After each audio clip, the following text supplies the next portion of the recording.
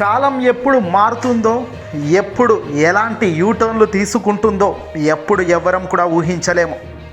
ఒకప్పుడు కాంగ్రెస్ పార్టీ సోనియా గాంధీ దేశంలోనే మొత్తం అన్ని రాష్ట్రాలు తన గుప్పెట్లో ఉండేవి. రాష్ట్రాల వ్యాప్తంగా సోనియా గాంధీ గారు తన పార్టీ కాంగ్రెస్ విస్తరించి అద్భుతంగా అసలు వెనక్కు తిరగకుండా ముందుకు నెట్టుకొచ్చారు. కానీ పరిస్థితుల్లో ప్రభావం కాలంలో పూర్తిగా జనరేషన్ మారుతుంటుంది. ఊహించని కీలక 10-15 సంవత్సరాల నుంచి కూడా కాంగ్రెస్ తెలుగు రాష్ట్రాల్లోనైతే భూస్థాపితమైంది. అనూహ్యంగా తెలంగాణలో అధికారంలోకి వచ్చిన కాంగ్రెస్ పార్టీ అదే ఊపులో ఏపీలో అడుగు పెట్టాలని అనుకుంటుంది. ఇక్కడే వాళ్ళ గ్రాఫ్ అనుకుంటున్న లక్ష్యం పూర్తిగా బెడిసి కొట్టే ఆస్కారం ఎక్కువగా కనబడుతుంది. తెలంగాణలో భారీ మెజార్టీతో కాంగ్రెస్ అధికారంలోకి ఏమీ రాలేదు. అక్కడ చిన్న చిన్న తప్పులు, గత ప్రభుత్వం చేసిన తప్పులకు వీళ్లకు హస్త్రాలు అయ్యాయి. ప్రజానికం కన్ఫ్యూజ్లో వీళ్ళు సీఎం అయిపోయారు. అల్టిమేట్గా కాంగ్రెస్ త్రుటిలో అధికారంలోకి వచ్చింది తెలంగాణలో. ఆంధ్రప్రదేశ్ రాష్ట్రంలో గడిచిన 5 ఏళ్లుగా ఒక యుద్ధం నడుస్తుంది. అధికార వైఎస్ఆర్సీపీ పార్టీకి వర్సెస్ తెలుగుదేశం పార్టీ, జనసేనకు మధ్య ఒక పెద్ద యుద్ధం నడుస్తుంది. ప్రజలంతా కూడా అయితే జగన్ లేదంటే టీడీపీ, జనసేన అన్నట్టుగా తయారు చేశారు కూడా రాజకీయ నాయకులు. అలా సరిగ్గా ఇలాంటి టైంలో ఊహించని కీలక బాంబు పేలుస్తూ కాంగ్రెస్ ఏపీకి వస్తుంది. అందులో కాంగ్రెస్లోకి షర్మిల వెళ్తుండడం అంతా కూడా మనం గత 10 రోజులుగా వింటూనే ఉన్నాం, చూస్తూనే ఉన్నాం.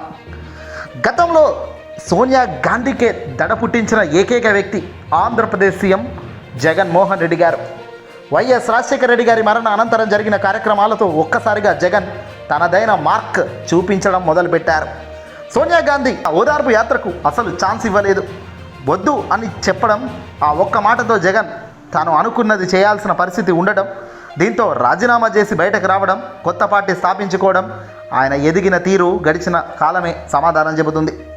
సోనియా గాంధీకి ఓ టైంలో దడ పుట్టించి తెలుగు రాష్ట్రాలకే పూర్తిగా వాళ్ళ పార్టీ లేకుండా చేసిన వ్యక్తుల్లో జగన్ కూడా ప్రముఖ పాత్ర పోషించారు. ఆంధ్రప్రదేశ్లో ఇప్పుడు జగన్ అడ్డాలు అడుగు పెడితే సోనియా గాంధీ అయినా, రాహుల్ గాంధీ అయినా, ఇంకెవరైనా జగన్ అంత తేలిగ్గా ఊరుకుంటాడు?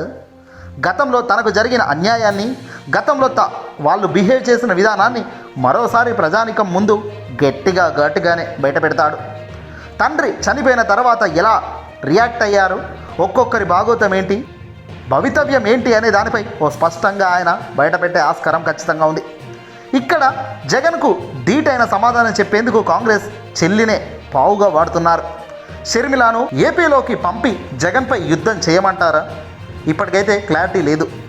తెలంగాణలో పార్టీ వైఎస్ఆర్టీపీని తీసుకెళ్లి విలీనం చేస్తున్నానని మాత్రమే షర్మిల ప్రకటించారు.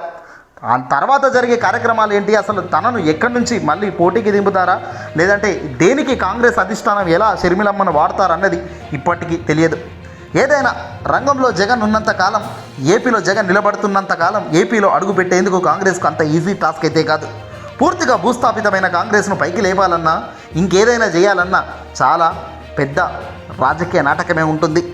ఇందులో భాగంగా జగన్ బ్రహ్మాండంగా దేశవ్యాప్తంగానే ఎదిగిన పార్టీ అయిపోయింది. మరి అలాంటి పార్టీతో ఢీకొట్టి మళ్ళీ జగన్ ఓడించాలంటే ఇది చాలా బిగ్గెస్ట్ టాస్క్ అవుతుంది. జగన్ కూడా అంత ఈజీగా సులువుగా వీళ్ళను తీసుకోడు.